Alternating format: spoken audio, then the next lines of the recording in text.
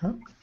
And we're live. Welcome back to Corona Geek here, where we talk all about mobile app development using Corona SDK. I'm your host, Charles McKeever, and today we are on the eve of the day when the world changed.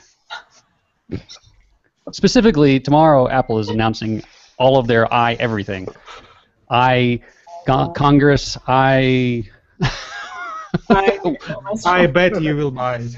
everything. Watch, whatever. I will probably buy most of it. Guaranteed. I'm not sure I'll buy all of it because they're coming out with different size devices, and I don't necessarily know that I need all of them, but I certainly want the biggest one that they can give. So we're looking forward to that, and also we're going to talk about workflow today, specifically how to use Mercurial for your version control software and the workflow that's involved with that. And so we'll get into that. We'll also get into some Phablet talk, and then we're going to do some geek trivia at the end. So thank you, everyone, for joining us today. We've got a full house, I think. A lot of familiar faces are here, so thanks, guys, for being here. And let's do some announcements. Does anybody on the panel have anything that they want to announce? Yes. This week in the Lua conference, I'm going to. You're going to which one? The conference in Russia? Yes. And you're presenting, right? Yeah. It's in a week. Ah, fantastic. Do you know how many people are going to that event? I don't know. You're definitely going. Yeah. You got that much down. I suppose about maybe 50 people. Less than 100 for sure. Really? You've gone on previous years, right? I've gone to different conferences. Oh, okay. This one will be the first English language one. Oh, okay, gotcha. Okay, well, good. Well, congratulations and good luck on the presentation.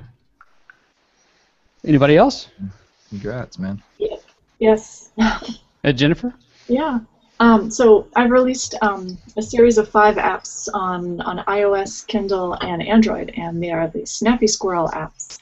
And this is a family project to teach kids about personal finance, how to save your personal property, how to save money, how to invest, and it gets pretty detailed. It gets into what is a mutual fund, what is a bond, what is a stock, what is a common stock, what is a corporate bond. This is because my dad is sort of a finance guru, and I thought he should write some content, and then I wanted to package it in a way that kids might appreciate. So if you visit snappysquirrel.com, you could take a look. Excellent. SnappySquirrel.com was available? Yes. I don't know why that surprises me, but yeah, it seems like it seems like 2 fairly common words that would have been snatched up by the squatters by now. I think I remember asking you what domain name should I grab, and I think that this one was the one we decided on a long time. Okay, yeah, it's been a while. It's been the whole summer. Yes, it's my summer project. But thank God it's finally at least halfway done. There are 10 books projected, but I thought I'd do 5 and see how it goes. Right. Wow. That's fantastic. Well, congratulations. Good for you. Huge project. Snappy Squirrel. SnappySquirrel.com. Go check it out. And anybody else? Greg? Yeah.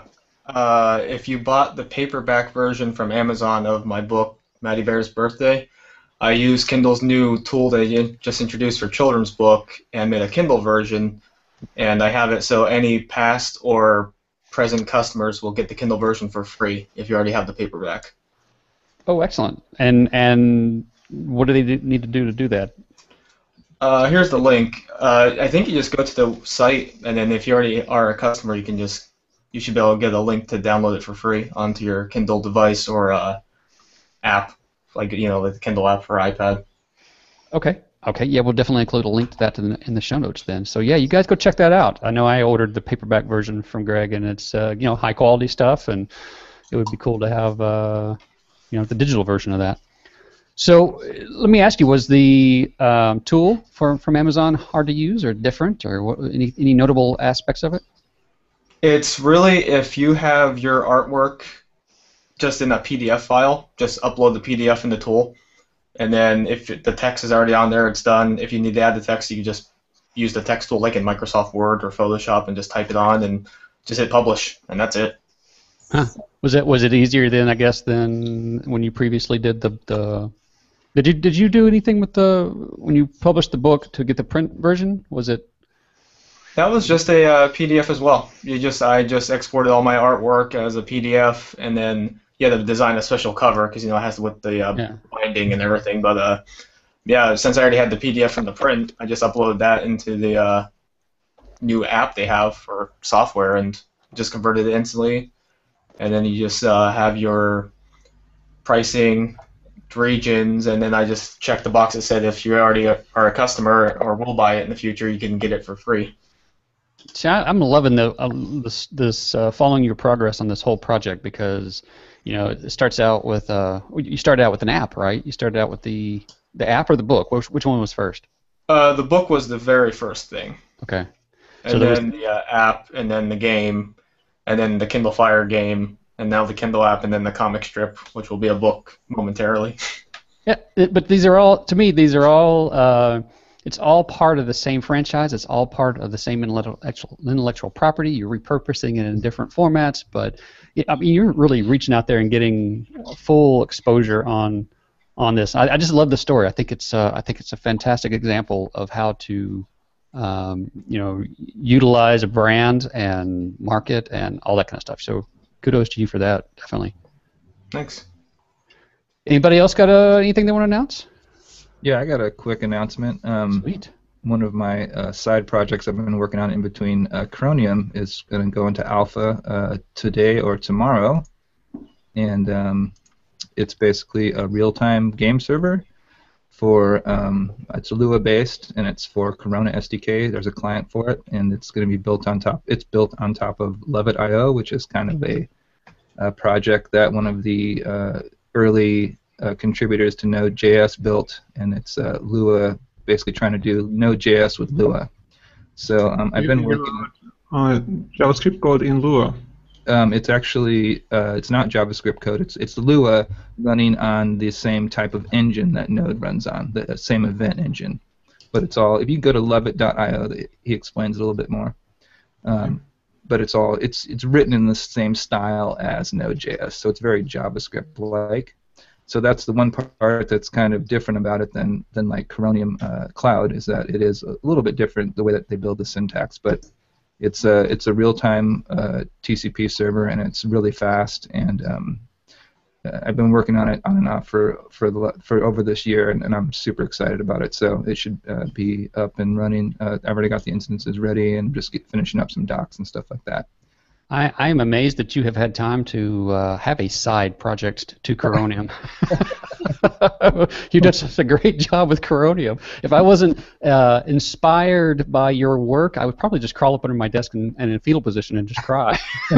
I'm currently on Levitt.io website, and they saying that they have taken advantage of Node.js architecture style, so they built it from scratch, but just looking into the source of Node.js, and they saying that it's faster up to 2 or 4 times than Node.js.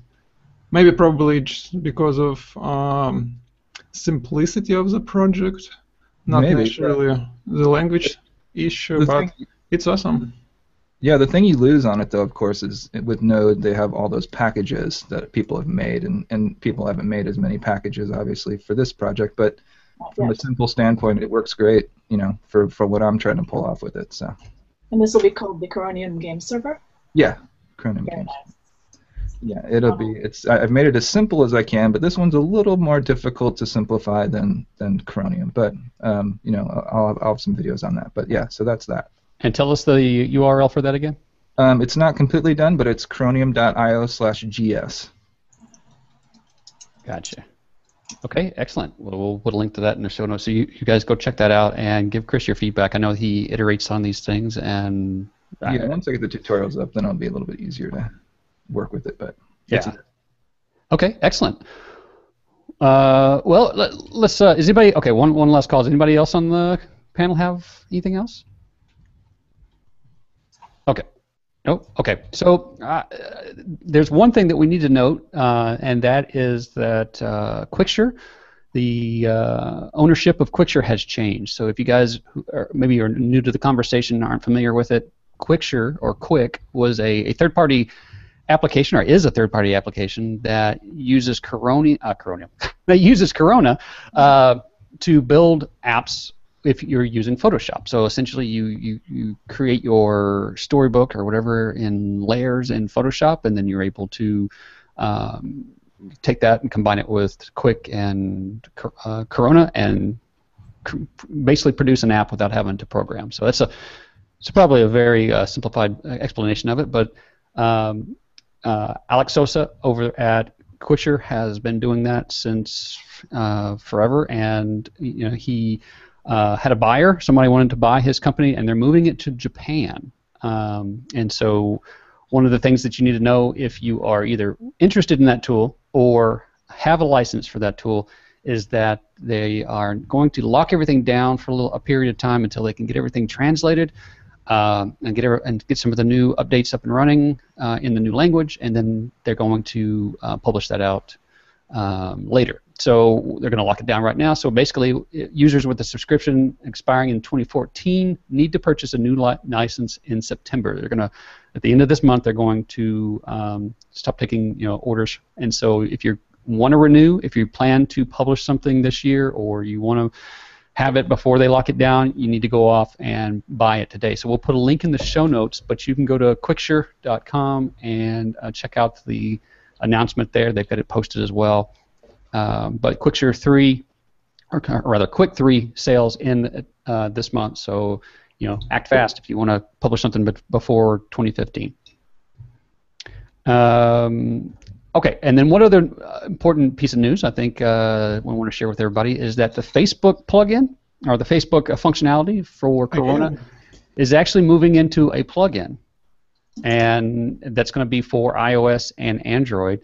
And if everybody's been following along as we've gone down this journey of moving things into plugins, the value of moving something into a plugin is that the development team can iterate on that piece of functionality without having to worry about the core functionality. And if anybody's been following along, Facebook has made a lot of changes this year, and so it just became obvious that moving it out into a Facebook plugin would be a really good thing to do. So basically, and actually that's great news, Charles. Yeah. That it is now a plugin, not a part of the core functionality. It was plugin for Android before, and now it's iOS as well. So. Yeah, yeah, that just simplifies life for developers tremendously. I think so. It does put the requirement that you got to be, I guess, basic or pro to be able to use it. No, and at this, I actually asked that question. I was like, well, is that going to mean that it's going to be a premium feature? Because usually, if you get access to plugins and things like that, it's a premium feature, and that's a pro feature, and things like that. And the response that I got was, no, this is a something that's available to everybody now, and they're really, and unless there's a change later, there wouldn't be any need to, there wouldn't be any thought process to lock it down. So basically, it'll be a plugin that'll be available to everybody to continue to use. It's just a matter of moving that functionality out into a plugin so that it's not, kind of wrapped up with the core SDK. So, and this Corona has quite a number of free plugins that are available to starters, so it's okay. Yeah, and this goes back to what Walter was talking about back on our 100th or 101 episode, that things, as Corona's going forward, there's going to be more of an emphasis of core functionality versus the ability to add in additional plugins and additional functionality, and this is just an excellent example of that. So I'm excited to jump on that. Yeah, I think it's a good model. I mean, if you've ever used WordPress before, you know that there's core WordPress, and then there's all these plugins, and there's thousands and thousands of plugins on WordPress, their repo, but you never. I mean, I never touched the core of WordPress. Because know that the next version that they come out with, you would have to edit the next version, right? Got to redo it. Yeah, so you go out and you put it in a plugin, and then that you can maintain your plugin. So I think it's a really good model to follow. So. Speaking of plugins, did you mention earlier that Gremlin Interactive has moved the Chart Boost, PayPal, and Keep plugins to a free model? No, we haven't mentioned that, but thank you for bringing it up. Yeah, just like Jen said, Gremlin Interactive has basically open sourced all the plugins, and they produced PayPal and Keep and several others, and they've decided to open source those, and so basically now you can use them without having to pay anything, which I thought was open source is really great that you can now have some sort of template for your own plugins. That's awesome. It's just a little hard to make money off of it. Well, it's one of those things where I'm glad that Gremlin Interactive created those, and I think eventually, if we ever get a marketplace or any kind of other thing going on, it would be great to see what people can create. So, but yeah, so go check that out, gremlininteractive.com. It's got all the information there, and you can go and you can grab those as well. So yeah, thanks for bringing that up, Jen.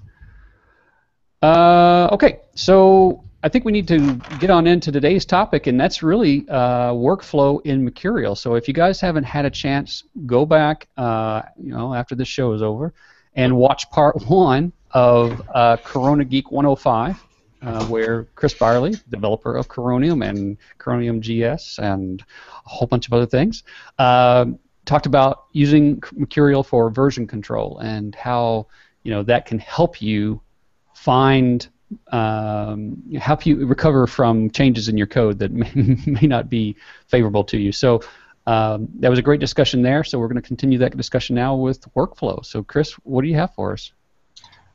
First of all, I think it's probably wiser to frame this as kind of a conversation about source tree. I think that's kind of what we're talking about is the application, because as Sergey mentioned last week, it doesn't really matter when you're using the source tree tool. It doesn't really matter whether you're using Git or Mercurial. The tool basically takes care of all that for you. Now, if you're playing with it on the command line, it would be a little bit different. But so yeah, we should frame the conversation, I think, more around source tree itself. Okay. So maybe just the general topic of using that software for version control. Just so people know that even the stuff that we're looking at is basically it's the same whether you're using Git or Mercurial. So with that in mind, today I'm going to talk more about a little bit more the advanced topic of the workflow. And when Git was around for a while, one of the users, one of a power user, finally kind of came up with a kind of a standard for how these workflows operate. And SourceTree has kind of built this workflow into their tool, and it also is used for Mercurial as well. And again, I use Mercurial just because it's if you were outside of your tool, it's definitely a lot easier. It's they compare Git as kind of like Unix, and Mercurial would be Mac OS X. So it's just a simpler style and a cleaner style. So to do this, I'm gonna here first. Let me just show this where this button is here. Up here in your source tree, there's this button here. This one says HG flow, and some of them will, if you're using Git, it'll say Git flow. And this is basically built into SourceTree, and this helps you kind of create this standard workflow that's kind of been agreed upon by the community, specifically for Git, and then now used in Mercurial as well. So what I'm going to do is to set this kind of a project up, you need to start. There's a few steps you need to do to get started, and then once you're done with that, you're done. So we're going to go ahead and do that, and the first thing we do is get a blank folder, an empty folder going. So I'm going to go into, I have already an empty folder created, and I'm just did a few things ahead of time so we don't take up too much time. And next, what we'll do is we're going to check this, basically this empty folder into our source tree. So we, excuse me, click this, create the repository. We're going to add this folder in. And let's see, where am I? And then we'll hit create. This is basically the same thing I showed last week on how to add a folder into your system there. And then we're going to open this up, and at this point there's nothing in here, and that's kind of what you want. And then you can simply click this HD flow, and if you're using Git, again, it'll say Git flow. And then it's going to kind of give you this starting branch. And this is what Sergey had mentioned last week about how, the most common type of development, you have your development branch, you have your, stable, or in this case they use default. You have your feature, release, hotfix. We'll talk a little bit about those too. But they make it really easy to get these set up and going. So you just go ahead and hit OK, OK. And it's going to build this initial kind of branching tree for us. So if you notice over here in the branches, we have the default branch and the develop branch. So I'm going to go ahead and by double-clicking develop, I'm going to enable the development branch. And then I just need to basically start moving my files in there that I want to work with. So I've already grabbed these over here, and you'll get to see a little bit about how Coronium GS works. I'm going to go ahead and copy these over here. And at this point, then hopefully source tree will pick up here, and it should see my changes here. So again, like I mentioned last week, when you do this first step, this is kind of your check-in step. So I'm going to go ahead, and again, I'm in the develop branch. I'm going to go ahead and check these in by hitting commit, and just say check-in. And at this point, besides setting up my remote repository, we're all set up to go as far as being able to start developing. So it's takes probably a minute and a half to get it all set up. So it's really a huge excuse. So at this point, you're basically you have a repo, but it's just local. Mm-hmm. That's correct. So I am going to just to save us some time here, I'm going to just go ahead and add my remote right now. And again, this is what we looked at this last week as well. I'm just going to click this. I think I have it already up. And one of the major benefits that you were talking about last week was that Mercurial provides closed developer repos, whereas private, private, whereas GitHub or Git, you have to pay for that, right? For GitHub, you have to pay for that. Yeah, I believe they do have a paid service for private. And again, it's all different. Mercurial is generally more for single to couple developers. So I think it makes more sense for them to have private repos available. Git is all about sharing code and working with large teams. The thing interesting I read about Git too is that Git is kind of a platform. There's like 100 different little components to it, and so it's really useful for larger teams and especially for companies that have the kind of their own workflow already. Git is very morphable, where Mercurial is, it's kind of a standard. It's set how it is, so it's easier for like a single developer because most likely you're not trying to reinvent your workflow. So that makes it nice. So I went ahead and added my remote, so I have my remote up there now. And in my development branch now, I have that selected. I'm going to go ahead and open this up in my Sublime. And I just need to add this folder. Should be.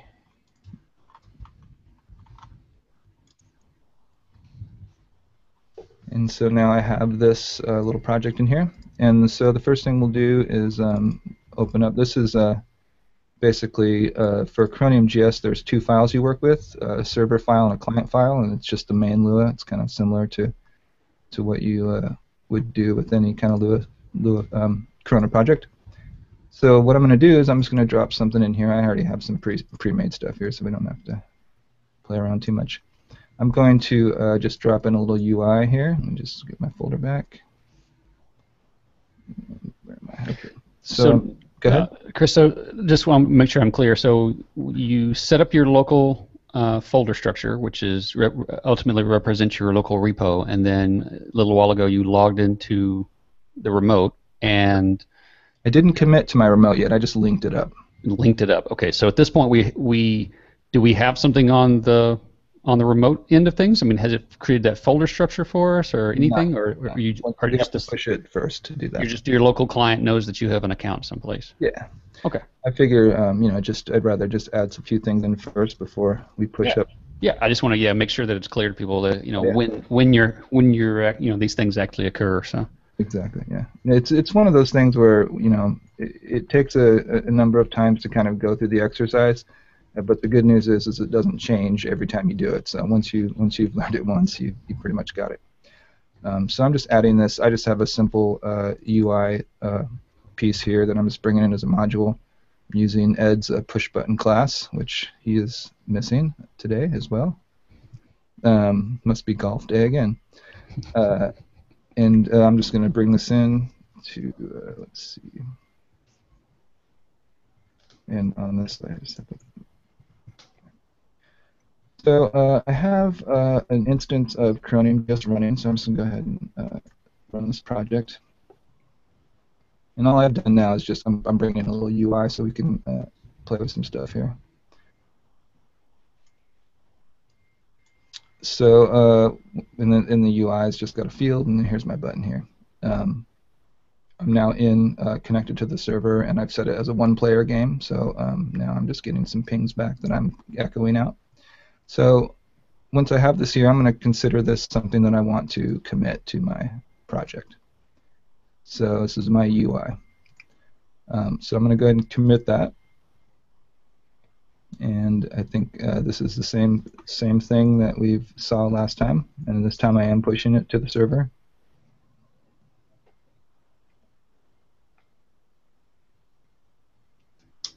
And so again, I'm still in my development branch here. This is my development stuff.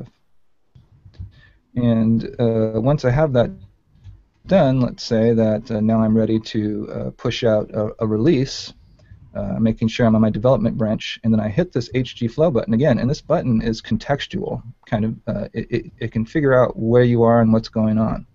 So because I'm in my development branch right now and I've been developing, I can click this and I'll get some other options, and one of them, start a new feature, start a new release, or start a hotfix.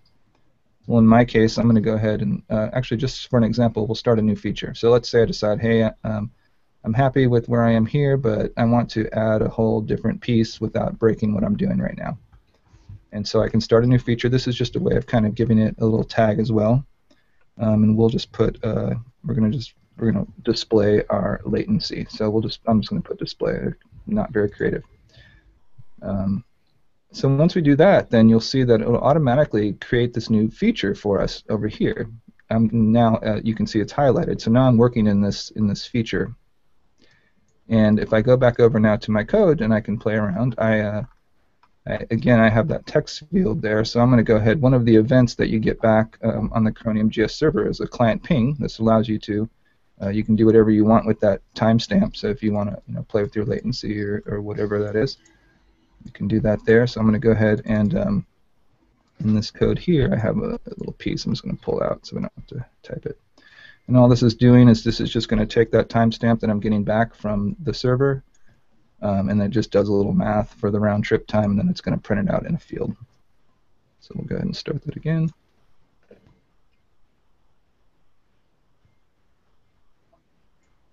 And so after a few seconds, this should start giving me a little latency, telling me what the latency is between me and the server. So now that I have that, that's my new feature, and I jump back. Again, you would be doing obviously more than just these little steps, these little pieces of code here, or your whole thing is going to fill up with all sorts of different changes. So now that we were done with this, I'm on my display here. If I hit this HD flow again, it's going to come up with finish current. It's going to tell me where I'm at currently in my state. I'm working on this display feature, and then I can just click this finish current button. And what this does is this is going to go ahead and mark this as done, and then it re-merges it back into my development branch. So it's a way of kind of separating it out and working on it without messing up anything that's going on, and then it kind of merges it back in. So from that point, if I say, hey, okay, great, I'm feeling this, everything's working fine. If I hit HD flow again, then I can do a couple different options here. We might not get to the hotfix, but it's pretty simple stuff. But when you want to make a new release, and this is kind of like a stable version or your kind of release version, you click New Release. And this may seem kind of strange, but yeah, you go ahead and give it a version. I'm going to give it a 0.1. And once we have that, now it's marked this as our release that we're going to start. And over here, it's going to bring it up, and it's selected it. And at this point in time is where you will go in and you'll change your version numbers if you have some textual elements that show versions or things that are very specific to this release. You can go ahead and make those edits, and I'm not going to do it. I don't have any of that right now, but if you did, that's what you would do. You tick your versions and things like that, things relative to the release. And when you're all done doing all that, again, I'm not doing any of that right now, you click the flow button again, and it's going to say, hey, here's your current state, you're in 01, and you say finish current, and then now this is going to become, and you can select to push your changes to your server if you want, Bitbucket in this case. And once that's done, now you're going to be in your, not only do you now have a stable 0.1 version, but then now you'll basically restart the entire process again, and you'll be back into your development branch again. So that's kind of the general flow of how it works. You bring in, if you have a major feature, you start a new feature. If it's just some trivial stuff you need to add, you can just add it in and commit it. When you're ready for your release, you go ahead and set up a release, and then put in if you need to tick a version or anything relevant to that release, you do that then, and then you push that, and then you're back again, and you have to make sure that you select your development. Now, if you're doing some development and then someone sends you an email or something, or you get a little report that you have a problem with your stable, you can do what's called a hotfix, and this can only be done on the development branch. So making sure that the development branch is selected, then you would hit your HD flow button, and you can do a hotfix. And hey, Chris? Yes. You said the development branch was selected, but it looks like the default branch is selected. Is that? Well, let me double check that. Oh, I'm sorry. Yes, you are correct. It must be you must put the hotfix on the default branch. So okay. Yeah, sorry, I didn't say that correctly. Okay. Okay. Yeah. The default branch is what you would apply the hotfix on. Got it. Because you may be in the middle of doing something in development, you don't want to push that as your main stable branch because it might still be broken right now if you're still developing on it. So yes, you are correct. Make sure that you have your default, and then you'll start your hotfix. Okay. Hopefully you don't have to do these too often. Hopefully you don't have to do much of any of this often. What you want to be doing mostly is it just gives you again the ability to kind of experiment, keep your changes, and for me personally, it just, even though I rarely ever have to roll back, I probably rolled back on some commits maybe 4 or 5 times ever, but it helps me kind of have a workflow. It helps me structure, and I can kind of see the history of what I've worked on, and for some people that may be great and others not, but I appreciate it. So in my hotfix now, if I wanted to, somebody said, hey, this thing isn't working right, and I'm like, okay, great, and I'm not going to do anything special here. I'm just going to put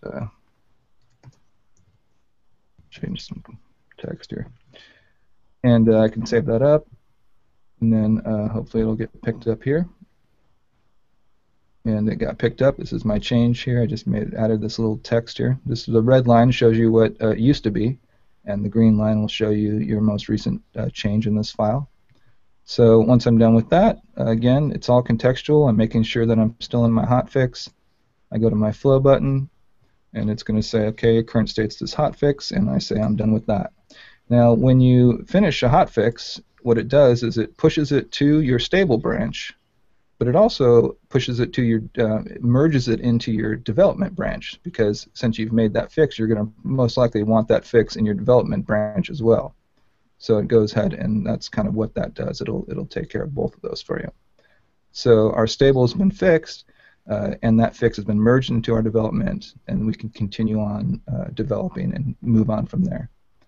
So let me ask, what happens when your hotfix breaks something in your development? Well, it's not a perfect system. I mean, you still have to be aware of human error, and that's going to be something on you, and you'll have to go in and fix it. So, yeah. So you do a hotfix to your hotfix? Yeah, I mean, you could break off another branch, I guess, if you wanted to, but yeah, you do a hotfix to your hotfix. And I'm sure there's other ways to deal with it. I'm not a pro at this. I'm just showing you what I've learned over time and how I use it. Now, there's definitely lots of debates about workflow or how things are done, and that's why I think it's good to kind of wrap this conversation around source tree, because it really doesn't matter if I'm using Mercurial or Git with SourceTree, because it offers me the same options. But it's when you get outside of that, like if you're in the command line or these kind of different tools, then you're gonna, it's different. So, but yes, I'm definitely no pro at this, but this is what's worked for me so far. So I just thought I would share that information, and I think that's that's about it for this. Okay, no, I like that. This is I think a very, very concrete example of source control. I know that on occasion that I've gone out to explore, implementing it in my own workflow, it always seems like there's, as you say, it's sort of this blank canvas of how to do it, and it's not really clear as to what may be the best practice, or even a working example to say, hey, here you go, here's one way to do it. I like the idea of having the development and the default, and then working primarily in the development, because it seems like the first inclination is to sort of set it up as your main branch, and then have all these other branches, and that can get messy after a while. Right. Yeah, definitely.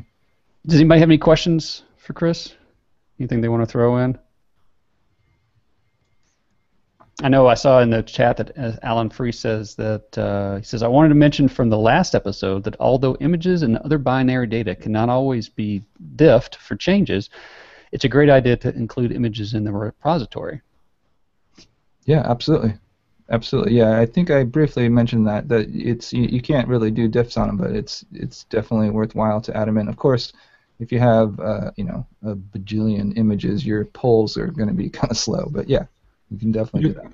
SourceTree shows you before and after changes of images. So if you click on a commit, see what are the changes, you can see both images alongside. Oh, okay, cool. Yeah, it's kind of a brief. Never used that part yet. So it's a little more human, as opposed to being automatic. It's more of a human diff. Huh? You're sort of looking at it and making the decision. Look for yourself. Yeah. Well, Alan also said here, he mentioned another one. I don't know if you guys have used this tool, but he says there are tools like Kaleidoscope. It's a Mac only. That's also great for visual diffs of images. So I guess that would be like Sergey's talking about, just a visual, and then you could figure out for yourself which one's which. Yeah. Well, it's at the end of the day. I mean, it really when the problems do happen with this type of stuff, it's always a manual diff. I mean, somebody has to decide. What stays and what goes. It can manually merge things to a certain degree, but if it comes against any issues, it's still coming down to somebody deciding, hey, that's going to be the new one, and that's not. So there's still that aspect of it. Yeah. And Jen, you said you use Bitbucket, so you like Bitbucket? I like Bitbucket because it gives me the option of having a free private repo. I've always used that for my private stuff that I'm doing something super secret. Do you guys, speaking of which, Jen, do you put your app, do you have a source control on your app code?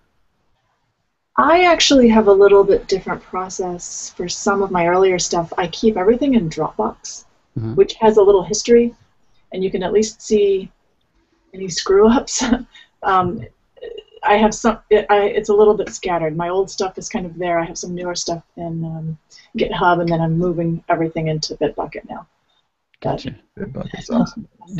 Does there generally? Do you guys have an opinion as to when a project becomes valuable enough or big enough to warrant source control? At the beginning? Always. Always. What they say is always. At the beginning. Yeah. I'll tell you why. My computer was stolen believe it or not, at a kids' swim meet, and there went my entire app Gabbler, which was my heart and soul for ages, and but it was in Dropbox. So you must please. Put it was or it was not in Dropbox. It was, and it saved my money. Okay, good. That's a terrible story. That's the one thing that when I go to a public place and I have a device with me, I'm not concerned about the hardware. You can have the hardware. I'll write you a check. Data. You can go buy your own. But just don't take my data. Yeah. I know, it's terrible. You would think that a kid's swim meet would be slightly less dangerous, but. Yeah. If I ever got mugged in a dark alleyway, it would be more of a, can I have, just leave my data. Take the hardware. Kill him, but don't take my iPhone. Which might scare the heck out of the criminal. He'd be like, "What? What? Leave your data." freak him out enough he might run off. Okay, well, this is cool. I like this. I like this conversation, and I love seeing an example of that. I'll probably experiment with it myself because I know I was using Git tools, which are good, and I've got source tree here on my machine, but I like the workflow aspects of that, and I also like that you can use it with either Mercurial or Git. So that's good. Yeah, I think Brian pointed out last time that it actually can hook into a GitHub account. I think it's set on the webpage. So. Yeah. So I think it's nice when tools like that play well with others. So let's talk about the latency thing here for a minute. So I saw you on your example, Coronium GS. You were doing an interface there, and then you were showing latency between your local application and the server. So is that something? Was that something that was built in the API of Coronium GS? I mean, we can just basically in the what I've done on the client side and the server side, but more on the client side, is kind of taken some of the common things that you have to do. One of them is usually pinging. You want to ping a server so you can get latency. So that's built in underneath, but you can toggle that on and off. So basically, as soon as your app starts running, as soon as you fire up the client to connect to the server, it's going to start pinging back and forth, and it's passing a timestamp from the client, and then you get it back from the server, and then at that point you can compare it. And people use that for all sorts of things. I was just using it for a simple latency example, but you can base motion on that. You can base all sorts of things. That's what they use to kind of like cheat, what they call, make things look like they're all real-time work is interesting because it's not always as real-time as you think it is. Did you see that article where Microsoft is actually trying to do predictive? Yeah, that's what it's called, predictive. In like World of Warcraft and stuff, those kind of games, it's all predictive. When your character's running, they predict your trajectory, and then it keeps catching up, and then they kind of catch it up with each ping that comes back. So I built that in just right there at the core, so that and I didn't impose any kind of specific functionality on it. You're just getting that data, and whatever you want to do with that ping, you can utilize that callback. So I tried to once again I tried to make it as simple as possible, but without kind of putting you in a position where you couldn't work with something without doing it a specific way.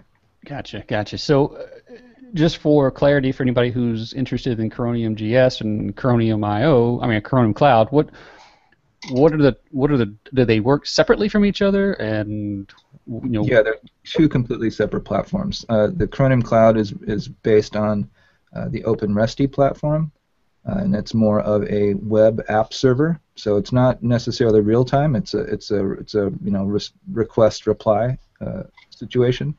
The Coronium GS is built on Loveit.io, which is specifically for real-time TCP transfer.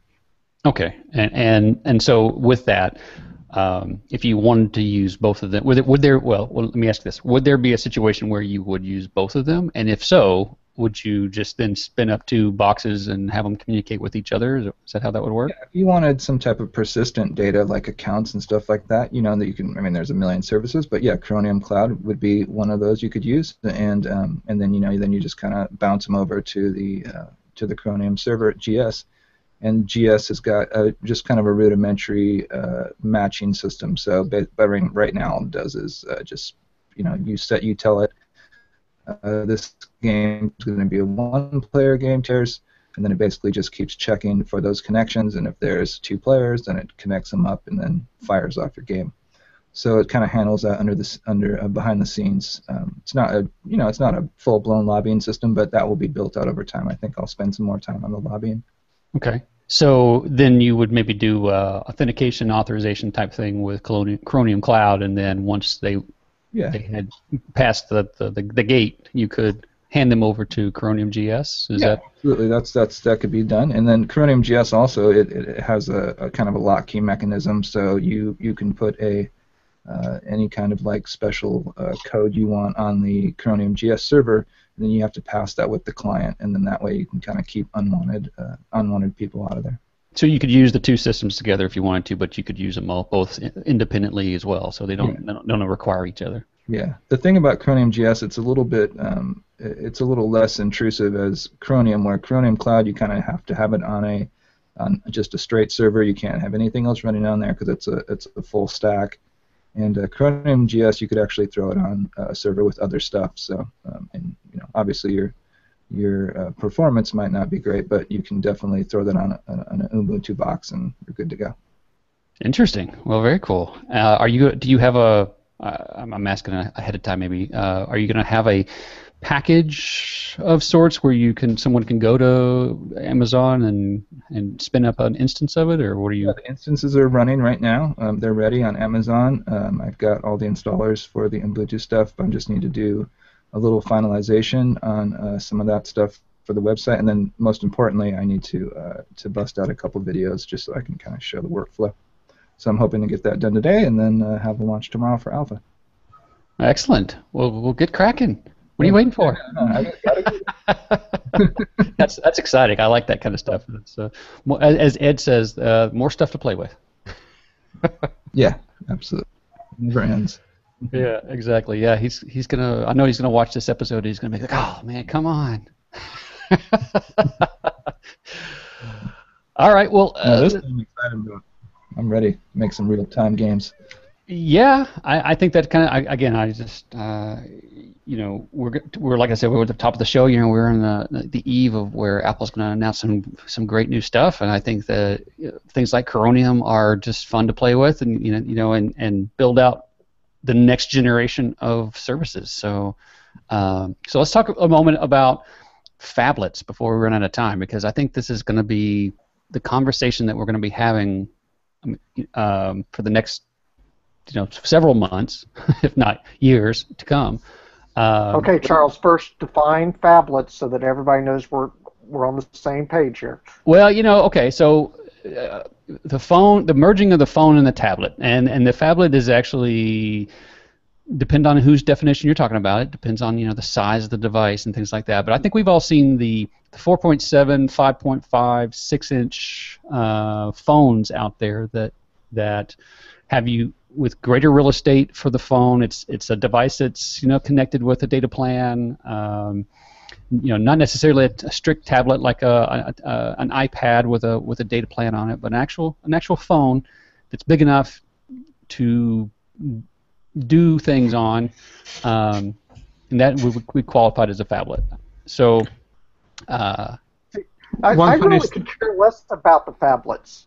They're just a bigger phone and with more screen real estate. I'm actually more interested in the new Samsung devices where they've got the screen curving around the edge, and what that's going to mean to me as a developer for being able to do games where I can put buttons on the edge. I don't think they will allow you. I think that's OS-specific function for the buttons on the side, and you can only have the front-facing side. I haven't had one to play with yet, but I thought that would be a really... I have seen videos, and there's the applications that's running like usual, and on the side there are only info and system buttons. I think the side is used for notifications as well. Yeah. Okay. Darn. Well, I want to say about screen sizes and phablets. You mentioned 4.7, and 4.7 is not a phablet. My phone, which is Moto G, it's not a phablet at all, but it has the same size. It's huge.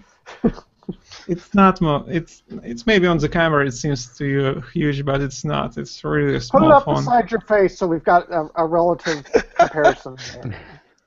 Hold on. Let me get over there. Let me get over there so we can pin your picture to the screen. Okay, hold it up. No, it's not that big. It's not that big. It's not big. And okay, Motorola has that's not a phablet. When you had it closer to the camera, it looked huge. So. I can show you what phablet looks like.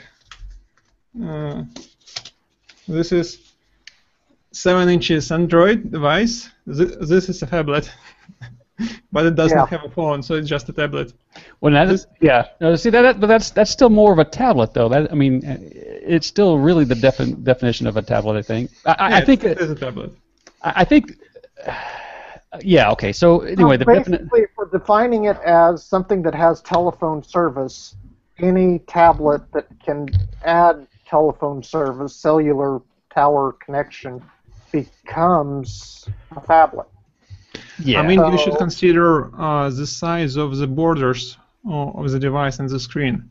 It might be a really thin borders, and it would look okay, and make it much smaller. Like the Samsung device, it has really small borders, but some other devices have really huge ones, like 1 centimeter. It's very excessive.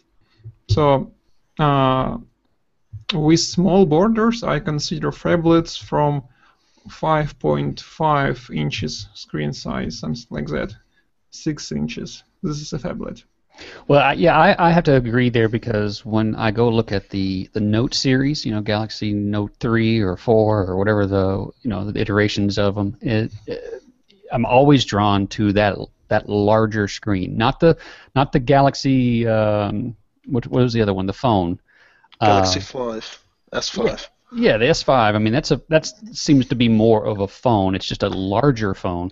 But the Note series seems to be more of it really is then in that phablet range. And I think that the reason that this is important, and I've got it here up on the screen, basically, Cult of Mac has published this article that says, is Apple getting in on the right time? They've kind of held off, but are they getting in on the right time? And the main argument for that is that phablets are going to they're passing PCs. So by the end of this year, they should pass PCs in sales. So that's 175 million units are sold, with a predicted 318 million units sold in 2015. So that's a significant jump. And I don't know if you guys have seen, there's a bunch of keyboards out there for Bluetooth keyboards where you could conceivably turn your phablet into a workstation. At least a mobile workstation. I don't know that we're going to see that, because I think a lot of people are buying tablets. The general consumer is buying tablet devices and phablet devices only when they need to upgrade or replace. And maybe this is based upon the articles and research that I've been seeing. They're not sure. Samsung's having financial difficulties, and primarily because the tablets and devices haven't sold as well as they had originally thought. And that's because of we're starting to see saturation in the market. So, there are always going to be that group that always has to have the latest, newest, coolest, whatever device that comes out. But then there's the larger population that only upgrades or replaces as they need to, or if they have a real reason. I mean, that's why there's still Windows XP devices out in the world. Oh, sure. Yeah, well, yeah, and I think that's the reason that a lot of people, we've seen the numbers where smartphones have been on the rise, and that's because people are still hanging on to their candy bar and their flip phones, and they're eventually getting they are starting to permeate into that group. Yes. Yeah, but over time, that could turn into we're going to see a leveling, larger market. Yeah. I think we're very close to a leveling of the market, and we're not going to see this explosive double percentage increase quarter after quarter of sales. So you think it'll grow? It'll continue to grow. You just don't think it's going to be. I don't think it's going to be the explosive growth that we've seen the last 7 years. Gotcha. I think Depends on which market selling the devices in, obviously. What's that? Say that again? Oh, sorry. Yeah, it depends on which market they're actually going to go and push. I mean, India's massive; it's not saturated. China is a massive market; it's not saturated. Mm-hmm. So it depends where they're actually going to push these devices. But those aren't. I think they're hitting Asia. I really do, because the phablets are incredibly popular in Asia. So I think that's where they're pivoting towards. And for the company, it doesn't matter as long as they make the sales. It doesn't matter where they are. Yeah, Brian, I agree with you. I know what you're saying. I am definitely one of those people. I don't necessarily jump on the latest hottest thing, but I do tend to join the early adopter crowd. And so when Apple announces I like to be one step back from the edge where you cut your finger off. You don't want to be on the bleeding edge. Draw blood. Well, when they announce their phone, I will buy the phablet version because I want a device that I can use that's always connected. But will that be replacing your iPad? It might. Other tablet? It might if it had enough real estate. If the form factor was such that it had enough real estate, it might. Because I actually have an iPad Mini right now, and I love. And in all seriousness, if the iPad Mini had a radio in it, if it was a phone, I would probably carry it around. It would be my phablet. It would be my definition of the phablet. I would like a 12-inch iPad. Not what's that? 10-inch. I would like to have a 12-inch iPad because this size would be better for me. I like to carry my iPad in my backpack, which it's fine, and my phone in my pocket. So together they will be a great team. And 10-inch is a bit too small. There's some great science fiction writers out there who have done series where there's everybody in the story has a tablet, and they're all able to communicate, and they're able to get information from the usually it's a space kind of stuff, but they're able to get information. It goes back to Star Trek. Exactly. Next Generation. Exactly, and I think that's where we're headed. We're headed to a place where we seriously have a communication device that fits that sweet spot for the most practically for the most number of applications, and we're just kind of trying to feel our way around and figure out what that premium design is. But okay, now I'm curious how many people have seen, because I know we've got a lot of artists out there, the new Wacom announcement for their new pens that are compatible Bluetooth to iPad or Samsung devices. Especially, Greg, what do you think about that?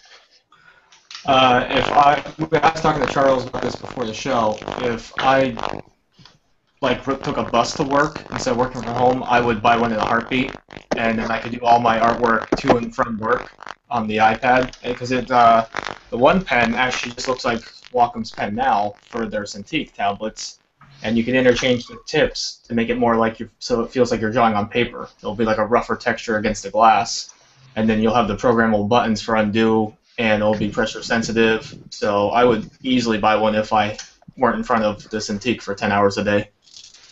All right. Now, do you see it as a replacement over a Cintiq? Possibly, because of Sketchbook Pro. Not for me, because I use Flash for my drawings. That's just my preference. Yeah. But yeah, if I did everything in Sketchbook Pro, that's a really cheap way to get out of buying a $2,000, $4,000 Cintiq. Exactly. That's exactly what I was thinking, and what I've been telling my students about is, hey, if you're just getting started and you're not using a Windows-based program like Flash, the Wacom pens for under $100. They got a and I'm not getting a cut from any of this. They got a $19 one, a $30 one, and an $80 one, and it's really cool. About font sizes again, I think girls are mostly buying larger fonts because men are putting their fonts in pockets, and pockets are not that big, but girls always have their purses with them. Top pockets. I'm not going to touch that one. Well, I tell you, one of the interesting things that came out of this, or is coming out of this discussion, and the reason I bring this up is because as the screen size grows, so does the conversation about how to use it. So, are we going to just scale the applications to fit the bigger real estate, or are we going to section up the real estate into different uses that we hadn't thought about before? And there was an article that came out here on Mac Rumors where one of the developers took and did a look at what it might look like on a 5.5-inch device. So if you, we'll put a link in the show notes, but if you can see here on the screen, basically you've got more of an iPad feel where you actually have different view controllers, kind of one showing a list of contacts and one showing the contact detail, which it makes more sense with a bigger form factor, but wouldn't make as much sense with a smaller phone, with an iPhone 5. So I think phablets have a great future in being able to provide us, again, more opportunities to have a user interface that is just more functional, more feature-rich than what we've had before. So this is going to interesting. be fun no matter what. Exactly. I think it's going to be fun no matter what. Now, before we're kind of running out of time here, but I'll put a link in the show notes. But here's a 2014 phablet comparison guide. And the real quickly, the good points about this guide are that it breaks everything down into categories. So it looks at some of the major providers of these devices, and it breaks it down by size. It breaks it down by how much they weigh and what features they support and all that kind of stuff like that. So of course it doesn't include any of the Apple devices at this point because it's primarily been dominated by Windows devices and Android devices. But if you were paying attention to all the announcements that came out of IFA this past week, there are some really nice looking devices out there in the phablet space. So if you get a chance, go check out this comparison guide. It'll kind of break things down for you so you get a good idea of what's going on. All right, I think that's it. We have run out of time, so I think we're going to leave it there. Has anybody else got anything they want to say before we leave? Wash your hands. Wash your hands. Wash your hands. Eat your vegetables, children. Wash your hands. Okay. And wash your phones. And wash your phones. Oh yeah, I've seen. But don't submerge. I've seen. Yeah, exactly. Don't. Anyway, so yeah, I've seen some parodies on that about germs and tablets and things like that. So yeah, some phobias out there.